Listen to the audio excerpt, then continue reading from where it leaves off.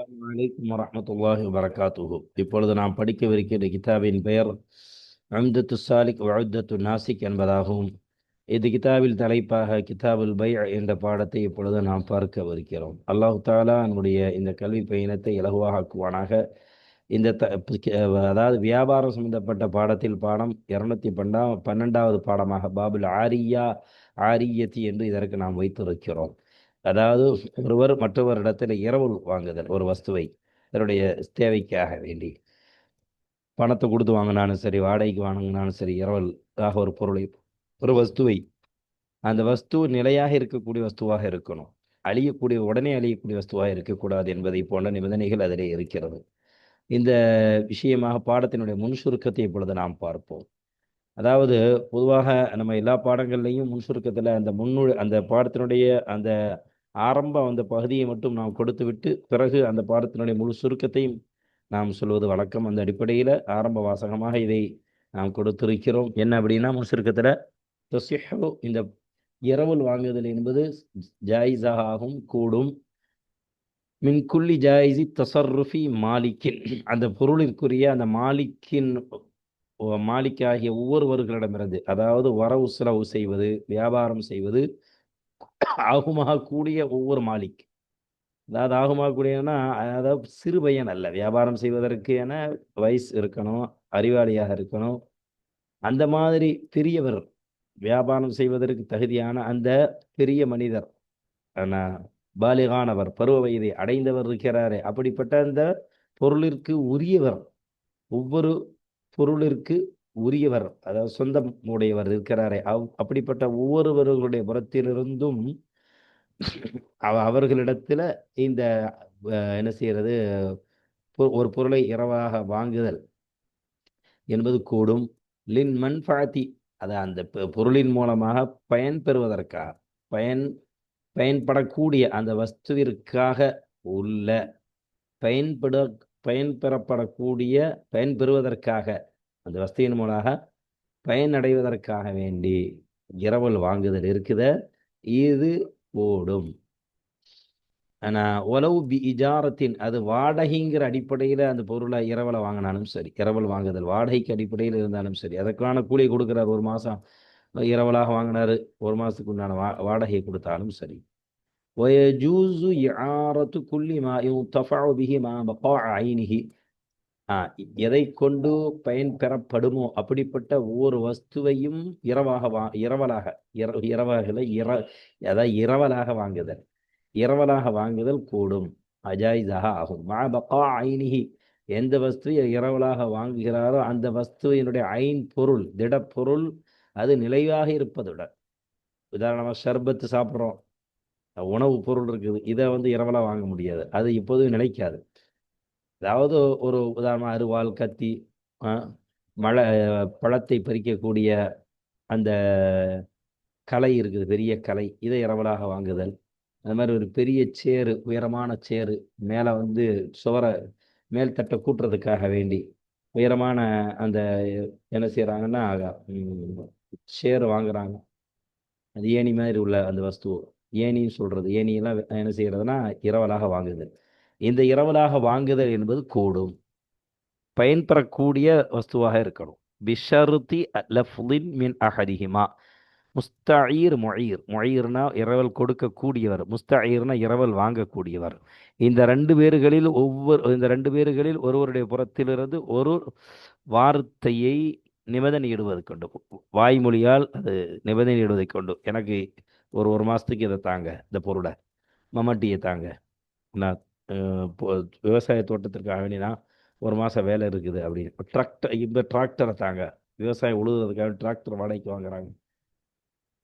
இது மாதிரி வீடு கட்டும் வரை அந்த பெரிய ஏணி வேணுங்க, ஓசு வேணுங்க, தண்ணி அடிக்க, இந்த மாதிரி இரவல் வாங்குதல். அந்த வஸ்து திடப்பொருளாக இருக்கணும், அது அழியாமல், கொஞ்ச நாளைக்கு அழியாமல் இருக்கணும். அது நிலையாக இருக்கக்கூடிய ஒரு வஸ்துவாக இருக்கும், உடனே அழியக்கூடாது. இப்போ அந்த மாதிரி நிலையாக இருக்கக்கூடிய அந்த வஸ்து, சேரு, கட்டல், உயரமான ஏணி, இந்த மாதிரி பைக் இரவல் வாங்குறாரு, வாடகைக்கு விடுறாங்க, இரவலாக எடுத்துக்கிறாங்க. வாடகைக்கு விடுறதுங்கிறது இரவலுங்கிறதும் அதாவது நெருக்கமான ஒன்று தான். இரவலாக வாங்குறத வந்து கூலி கொடுத்து வாங்கினாலும் சரி, நிறுவலவு பீஜாரத்தின்கிற வார்த்தையை போட்டாங்க இல்லையா, அதனால் அப்போ இது விஷயத்தில் நாம் இப்பொழுது பாடத்தை இந்த முன் தலைப்பாக அமைத்திருக்கிறோம். இது அல்லாமல் இந்த பாடத்தில் நிறைய விஷயங்களை சொல்கிறாங்க. அதாவது எந்த அளவுக்கு இரவல் கொடுக்கக்கூடிய ஒரு மொழியில் அளவு அனுமதி கொடுப்பாரோ, அப்போ அந்த அளவுக்கு தான் இரவல் கொடுத்த வஸ்துவில் இரவல் வாங்கியவர் என்ன செய்யணும்னா அதில் பயன் பெறணும். அவர் அனுமதி கொடுத்த அளவை விட அதிகமாக அதில் பயன் பெறுவது கூடாது, ஹராம் ஆயிரும்.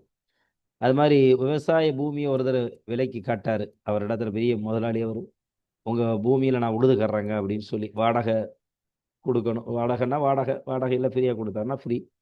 அப்போ அவர் பூமியை வாடகைக்கு வாங்குவோர் இடத்துல இரவல் வாங்குபவர் இடத்துல அந்த பூமி உடையவர் சொன்னார், மாலிக் சொன்னார், என்னுடைய நிலத்தில் நீங்கள் ஹைந்தத்துங்கிற அந்த கோதுமையை பயிரிடுங்க, விவசாயம் செய்யுங்க அப்படின்னு சொன்னார் என்று சொன்னால், இவர் ஷயீரை பயிரிட்டார். ஷயீருங்கிற அந்த தொலி கோதுமைன்னு சொல்கிறது. ஹைந்தத்துங்கிறது தொலி கோதுமை இல்லை, அது ஒரு விலை உயர்ந்த ஒரு கோதுமை. ஷயீருங்கிறது சாதாரண தொலி கோதுமை. சாதாரண கோதுமையை பயிரிடுவது கூடும். அந்த இரவல் கொடுப்பவர் மொழீர், அந்த பூமியை கொடுப்பவர் இருக்கிறார, இரவல் வாங்குபவர் இடத்துல சொன்னார், ஹைந்தத்துங்கிற இந்த வகை அந்த கோதுமையை நீங்கள் விவசாயம் செய்யுங்கன்னு சொல்லி. அப்போ அந்த அனுமதி கொடுக்கப்பட்ட அந்த பூமியில் இரவல் வாங்கியவர் ஷயீர் தொலி கோதுமை அதை விட கொஞ்சம் மட்டமான அந்த கோதுமை விவசாயம் செய்வது கூடுங்கிறார்கள். ஆனால் இதுக்கு மாற்றமாக செய்வது கூடாதுங்கிறாரு. ஏன்னா உயர் ரக கோதுமையை பயிரிடுவது என்பது அதுக்குண்டான பூமி அதற்கு ரொம்ப என்ன செய்யணும், தோண்டணும், அதுக்காக வேண்டிய நிறைய நீர் பாய்ச்சணும், செலவினங்கள் அதிகமாக இருக்குது அதுக்கு. அதனால் அதை செய்யக்கூடாது. ஷயீரு வகை கோதுமையை பயிரிடுங்கள் அப்படின்னு சொல்லி மொழீர், அதாவது வாடகை இரவல் கொடுக்கக்கூடிய பூமிக்கு உரியவர் சொன்னார், இரவல் கொடுக்கக்கூடியவர் சொன்னார், பூமியை இரவலாக கொடுக்குறார் இல்லையா, அந்த இரவல் வாங்கக்கூடிய ஒரு இடத்துல சொன்னார் என்று சொன்னால் அவர் ஷயீர் தான் பயிரிடணும். அதுக்கு நேர்மாற்றம் ஹிந்தத்தை பயிரிடக்கூடாது. ஏன்னா ஹிந்தத்தை பயிரிடுவதற்கு செலவு அதிகம், பூமி வந்து அதிகமாக அதன் மூலமாக டேமேஜ் ஏற்படும். அதனால் அதுக்கு நேர்மாற்றம் செய்யக்கூடாது. ஒருவர் இப்படி சொன்னார், நீங்கள் வந்து பொதுவாக அனுமதி கொடுத்தாரு, என்னுடைய பூமியில் நீங்கள் விவசாயம் செஞ்சுக்கணும்னு சொன்னால் அவர் எந்த வகை பயிர் வேண்டுமானாலும் விவசாயம் செய்யலாம். ஏன்னா பொதுவாக தானே அவர் அனுமதி கொடுத்துருக்கிறாரு.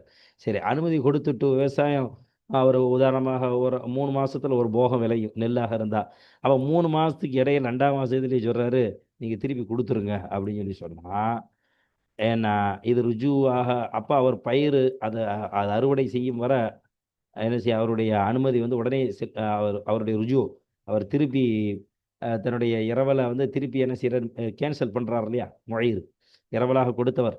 அப்போ அது வந்து அந்த பயிரை அறுவடை செய்வதற்கு காலத்திற்கு முன்பதாக அப்படி ருஜு கேன்சல் பண்ணுவது திரும்புதல் என்பது அனுமதி கொடுத்ததிலிருந்து திருப்பி அனுமதி கொடுக்காம டக்குன்னு அந்த அனுமதியை வாபஸ் பெறுறதுங்கிறது கூடாதுங்கிறார். ஏன்னா அப்படிங்கிற விஷயத்தில் சில கருத்துக்கள் இருக்குது, அதை நம்ம பாடத்திற்குள் சென்று பார்ப்போம். இந்த மாதிரி சில அனுமதி எந்த அளவுக்கு இருக்குமோ அந்த அளவுக்கு என்ன செய்யணும், அவர் உபயோகப்படுத்தணும் அப்படிங்கிற அந்த விஷயமாக அவர் பேசுகிறாரு. அது மாதிரி மொழீர் முஸ்தஈர், பூமியை இரவலாக கொடுத்தவர் இரவலாக வாங்கியவர், இந்த 2 பேர்களும் எப்போ வேண்டுமானாலும் என்ன செய்யலாம், அவர்களுடைய அந்த இரவலை வந்து கேன்சல் பண்ணலாம். இரவல் வாங்கியவர் போதுங்க, நான் 1 மாதத்துக்கு வாங்கினேன், தேவையில்லைங்க, பரவாயில்லைங்க, 1 வாரம் யூஸ் பண்ணுங்க போதுங்க அப்படின்னு சொல்லி என்ன செய்யறது, கேன்சல் பண்ணுறது. அது மாதிரி இரவல் கொடுத்தவர் இருக்கிறார், அவரும் என்ன செய்யலாம், தன்னுடைய வஸ்துவை என்ன செய்யலாம், இரவலாக கொடுத்த அந்த பூமியையோ வஸ்துவையோ திருப்பி வாங்கிக்கலாம். வாகனத்தை 1 மாதம் கொடுத்தாரு, இல்லை எனக்கு தேவைங்க, வேண்டாங்க, 1 மாதம் என்னால் தர முடியாதுங்க, எனக்கு இப்போ ரொம்ப அர்ஜென்ட்டுங்க, அதனால் வாகனத்தை தந்துருங்க, 2 வீலரை தந்துருங்க, இரவலாக தந்த அந்த 2 வீலரை வாபஸ் பண்ணிடுங்கன்னு சொல்லி சொல்லியாங்க. அது மாதிரி அனுமதி இரவலாக பெற்ற அந்த வஸ்துவை இரவல் வாங்கியவர் இரவலாக கொடுத்தவர் எந்த அளவுக்கு அனுமதி கொடுத்தாரோ அந்த அனுமதி கொடுக்கப்பட்ட அந்த அளவில் ஏதாவது ஒரு பாதிப்பு ஏற்பட்டால், உதாரணமாக பைக்கை ஓட்டுக்குங்க 2 நாள் ஓட்டிக்கிங்க அப்படின்னு சொல்கிறாரு, அந்த 2 நாளுக்குள்ள வண்டி பஞ்சர் ஆயிடுச்சுன்னு வைங்க, இப்போ என்ன சின்ன ஒரு ஆபத்து அழிவு ஏற்பட்டால் அல்லது அந்த பொருளே அழிந்து விட்டால் அப்படின்னு சொல்லி சொன்னோன்னா, இப்போ வந்து அதுக்கு பொறுப்புதாரியாக யார் ஆக மாட்டார், இவர் அழிக்கலை, இரவலாக வாங்கியவர் அழிக்கலை, தவறுதலாக ஏதோ ஒரு ஆபத்து ஏற்பட்டு அழிந்தது என்று சொன்னால் அந்த பொருளுக்கு எல்லாம் இரவலாக வாங்கியவர் என்ன செய்ய மாட்டார், பொறுப்புதாரியாக ஆக மாட்டார். அது மாதிரி அவர் சொன்ன அந்த அனுமதியை விட கூடுதலாக இவர் என்ன செஞ்சார், அதை புழங்கினார். அந்த நேரத்தில் அந்த பொருள் அழிந்து விட்டார் என்று சொன்னால், இப்போ இரவல் வாங்கியவர் தான் அதற்கு பொறுப்பேற்பார் என்று கடைசியாக சொல்லித் தருகிறார்கள். அது மாதிரி இரவல் வாங்கப்பட்ட ஒரு பொருள், அதை தான் ஊருக்கு எடுத்துகிட்டு போயிட்டாரு. இப்போ திருப்பி அவர் இரவல் கொடுத்தவரிடத்துல போய் அந்த பொருளை ஒப்படைக்கிறது, அதுக்குண்டான செலவுகள்லாம் யாரை சாருன்னா இரவலாக வாங்கியவருடைய பொறுப்பில் தான் அது வரும். அது மாதிரி இரவலாக வாங்கியவர் இந்த பொருளை இவர் இன்னொருவருக்கு இரவலாக கொடுப்பது கூடாதுங்கிறார். இதுதான் பாடத்தினுடைய முன்சுருக்கம். இப்பொழுது இந்த கல்வி பயணத்தில் உள்ள பாடத்திற்கு செல்வதற்கு முன்பதாக நம்முடைய இந்த ரகீப் கல்வி அறக்கட்டளை தொய்வின்றி இந்த சேவைகள் தொடர்ந்து நடைபெறுவதற்காக துவா செய்யுங்கள். இன்னும் ரகீப் கல்வி அறக்கட்டளைக்கு ஆதரவு தாருங்கள். நம்ம ரகீப் கல்வி அறக்கட்டளைகின்ற பேங்க் அக்கௌண்ட்ஸ் டீட்டெயில்ஸ் இங்கே கொடுக்கப்பட்டிருக்கின்றன. கியூஆர் ஸ்கேன் செய்து பணம் அனுப்பும் வசதியும் இங்கே வழங்கப்பட்டு இருக்கின்றன. தாராளமாக உங்களது நன்கொடைகளை கொடுத்து உதவுங்கள். அல்லாஹ் உங்களுக்கு உயர்ந்த நற்கூலியை அல்லாஹ் கொடுப்பானாக. உங்களது எல்லா விதமான நன்கொடைகளுக்கும் நன்மதிப்பெண்களை நன்மைகளை அல்லாஹ் இவ்வுலகிலும் மறுவுலகிலும் அல்லாஹ் தந்தருள்வானாக. நோயற்ற குறையற்ற செல்வத்தையும் அல்லாஹ் தந்தருள்வானாக. நோயற்ற வாழ்வையும் அல்லாஹ் தந்தருள்வானாக. ஆமீன் யா ரப்பல் ஆலமீன். நன்மையில் ஒன்று சேருவோம், முந்திக் கொள்வோம். இப்பொழுது நாம் பாடத்திற்குள் சென்று விளக்கமாக இந்த இரவல் வாங்கல், ஒரு வஸ்துவை இரவல் வாங்கக்கூடிய இந்த பாடத்திற்குள் சென்று தெளிவாக பார்ப்போம். 212வது பாடத்திற்குள் இப்பொழுது நாம் நுழைகிறோம். அல்லாஹ் தஆலா நம்முடைய கல்வி பயணத்தை இலகுவாக ஆக்குவானாக. அதிலே நல்ல விளக்கத்தையும் நல்ல ஊக்கத்தையும் நல்ல அறிவையும் அல்லாஹ் நம் எல்லோருக்கும் கொடுப்பானாக. இப்பொழுது பாபுல் ஆரியத்தி, இரவலாக ஒரு வஸ்துவை வாங்குவதை பற்றியுள்ள பாபாக ஆகும், பிரிவாக ஆகும் இந்த பாடம். இப்போ வாங்க நம்ம பார்க்கலாம், இரவல் எப்படியெல்லாம் வாங்கலாம். தஸ்ஸிஹு மின் குல்லி ஜாயிஸி தஸர்ருஃபி மாலிக்கின் லில் மன்ஃபஅதி. அதாவது ஒரு வஸ்துவினுடைய ஒரு வஸ்துவிற்கு பொறுப்புதாரி மாலிக். இந்த மாலிக் அவர் எப்படிப்பட்டவர்? கொடுக்கல் வாங்குதல், அதாவது வியாபார பொருளை வியாபாரம் செய்யுதல். ஒரு பொருளை வியாபாரம் செய்வதில் கொடுக்கல் வாங்குதல், இதற்கு ஆகுமாக கூடிய அந்த மாலிக், அந்த பொருளுக்கு உரியவர். அப்படிப்பட்ட பொருளுக்கு சொந்தக்காரராகிய ஒவ்வொருவர்களிடத்திலிருந்தும் ஒரு பொருளை இரவலாக வாங்குதல் சிஹத்தாக ஆகும். எதற்காக? லின் மன்ஃபஅதி, வாங்கப்பட்ட அந்த பொருளிலே பயன் பெற வேண்டும், பயன் அடையப்பட வேண்டும் என்பதற்காக வேண்டி இரவல் வாங்குதல் என்பது கூடும். ஒலவு பி இஜாரத்தின், அது அந்த வஸ்துவிற்கு வாடகையை கொடுத்து கூலியை கொடுத்து ஆகியிருந்தாலும் சரி, அந்த இரவல் வாங்கப்படக்கூடிய வஸ்துவிற்கு. வயஜூசு, இன்னும் கூடும், ஜாயிஸாக ஆகும். இஆரத்து குல்லி மா யுன்தஃபஉ பிஹி, எந்த வஸ்துவை கொண்டு பயன் பெறப்படுமோ, மனிதன் பயன் பெறுவானோ அப்படிப்பட்ட ஒவ்வொரு வஸ்துவையும் இரவலாக வாங்குதல் கூடும், ஆகும். மஅ பகாஇ ஐனிஹி, அந்த வஸ்துவினுடைய திடப்பொருள் ஐன்பொருள், அந்த வஸ்துவினுடைய ஐன்பொருள் அது நிலைத்திருக்க வேண்டும் என்ற நிபந்தனையுடன். இப்போ உணவை இரவலாக வாங்க முடியாது, அந்த வஸ்து நிலைத்திருக்காது. உணவு கொஞ்ச நேரம் இருந்தால் கெட்டு போயிடும். அப்போ சாப்பிடக்கூடிய வஸ்து குறிப்பிட்ட ஒரு நேரம் வரதான் அது இருக்கும். அப்போ அந்த வஸ்துவை என்ன செய்யறதுன்னா இரவலாக வாங்குவது கூடாது. அது அழிஞ்சிரும். சாப்பிடக்கூடிய வஸ்து உண்டால் உபயோகப்படுத்தினார், அப்போ அந்த மாதிரி அழியக்கூடாது. அழியாமல் நிலைத்திருக்கக்கூடிய ஒரு வஸ்துவாக இருக்கணும். அதான் விளக்கம் சொல்றாங்க. பிஷர்த்தி லஃபுலின், ஒரு வார்த்தையை நிபந்தனை இடுவதை கொண்டு, மின் அஹதிஹிமா முஈர் முஸ்தஈர், இரவல் கொடுத்தவர் இரவல் வாங்கியவர், இந்த 2 பேர்களில் ஒருவருடைய புறத்திலிருந்து ஒரு வார்த்தை சொல்ல வேண்டும் என்ற நிபந்தனையை கொண்டு இரவலாக ஒரு வஸ்துவை வாங்குவது கூடும். என்ன 2 பேர்களில் ஒருவர்? இரவல் கொடுத்தவர் இந்த வஸ்துவை எனக்கு இரவலாக கொடுத்துட்டேன்னு சொல்லுவார். இரவல் வாங்குவோரை தான் சொல்லுவார், எனக்கு இரவலாக இதை கொடுங்க, இந்த மம்மட்டியை கொடுங்க, இந்த வாகனத்தை 2 வீலரை கொடுங்க, ஒரு நாள் கொடுங்க இரவலா, சைக்கிளை கொடுங்க ஒரு தேவைக்காக வேண்டி கொஞ்ச நேரம் 1 மணி நேரம் அப்படின்னு சொல்லி இரவலாக 2 பேர்களுடைய புறத்திலிருந்து ஒரு வஸ்துவை வார்த்தையாக நிபந்தனை இருக்கணும். சரிப்பா, 1 மாதம் 1 நாள் இந்த ஒரு மணி நேரம் இந்த சைக்கிள் எடுத்துக்குங்க, இந்த மம்மட்டி எடுத்துக்குங்க, ஏன்னா இந்த குக்கானியை எடுத்துக்குங்க, வீடு கட்டுறது, வீடு தூக்குறது கொள்றதுக்கு மாடி உயரமான இடத்த பல்பு டியூப் லைட்டில் துடைக்கிறது கொக்காணி எடுக்கிறாங்க, வாடகைக்கு விடுறாங்க, இரவல் கொடுக்குறாங்க. அந்த மாதிரி 2 பேர்களுடைய புறத்திலிருந்து அதாவது இரவல் கொடுப்பவர், இரவல் வாங்குபவர். ஏன்னா 2 பேர்களுடைய ஒரு ஒரு 2 புறத்திலிருந்து ஒரு வார்த்தை நிபந்தனை இடுவது. இரவலா தாங்க, வச்சுக்கோங்க, இரவலா வச்சுக்கோங்க அப்படின்னு சொல்லி நிபந்தனை இடுதல். இதுதான்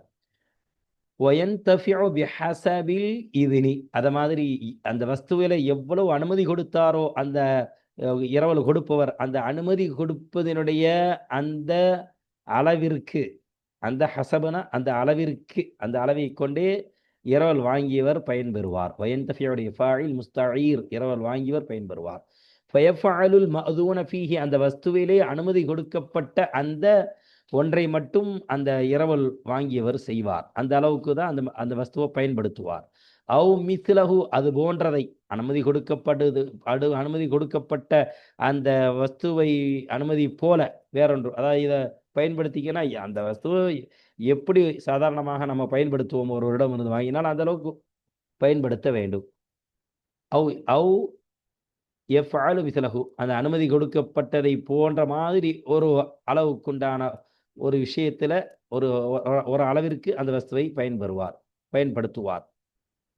அவு தூனஹு, அனுமதி கொடுக்கப்பட்ட அந்த நிலையை விட கொஞ்சம் இறங்கி, அந்த அளவை விட கொஞ்சம் கம்மியான அளவிற்கு அதில் அவர் பயன்பெறுவார், அதை உபயோகப்படுத்துவார். இல்லா ஐயன் ஹாஹு அனில் கைரி,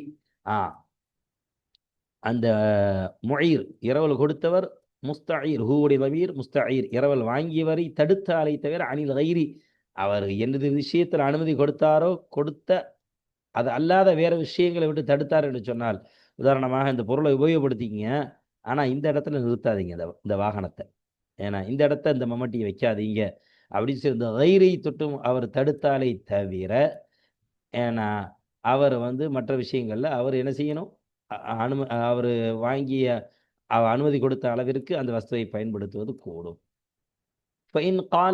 ஒருவர் சொன்னார், அதாவது முயீர் சொன்னார், ஒருத்தர் பூமியை விவசாயம் செய்வதற்கு 1 மாதம் கேட்டிருந்தாரு இரவலாக, அல்லது வாடகைக்கு இரவலாக கேட்டிருந்தாரு.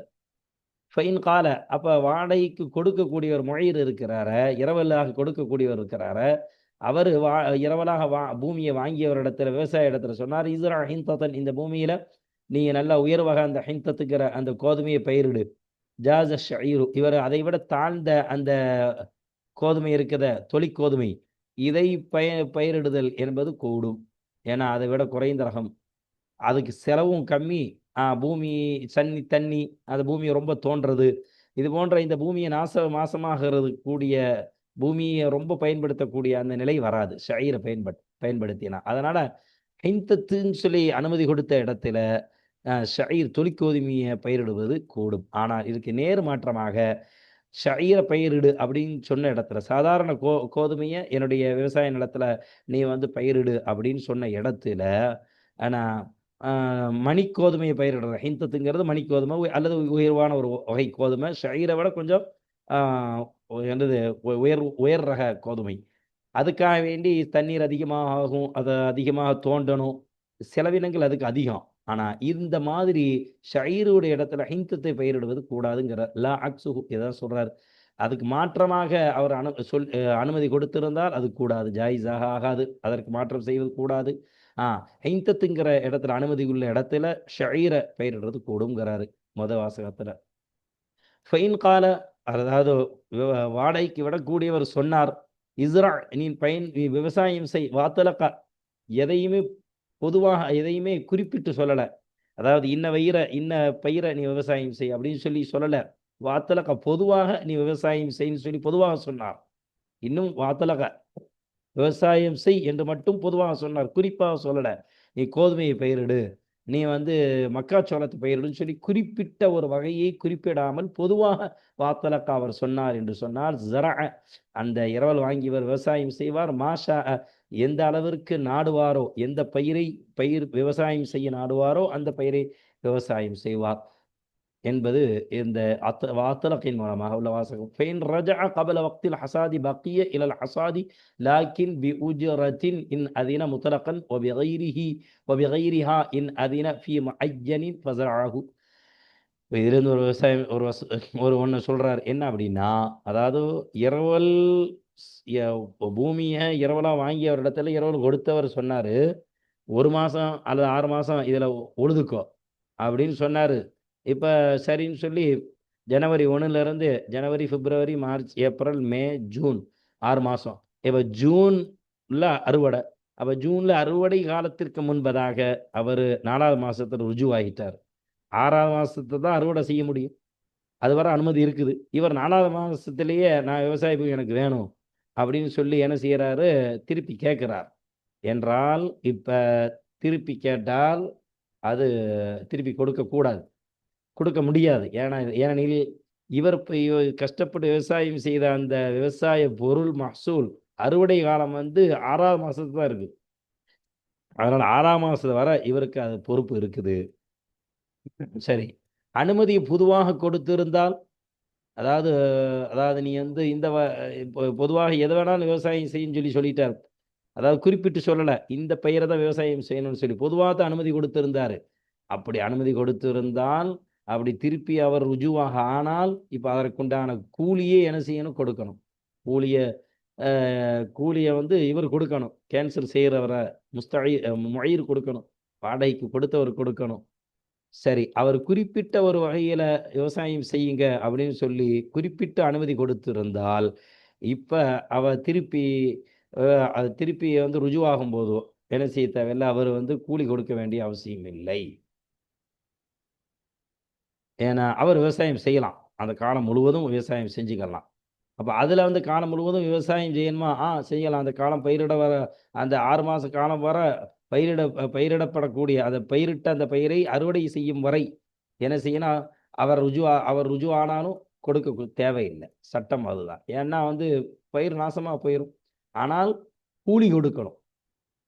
ஏன்னா அவர் பொதுவாக தான் அனுமதி கொடுத்துருந்தாரு. அந்த 6 மாதத்துக்கு உண்டான அந்த கூலியை வாடகையை யார் கொடுக்கணும் அப்படின்னா, வாடகைக்கு வாங்கியவர் கொடுக்கணும்.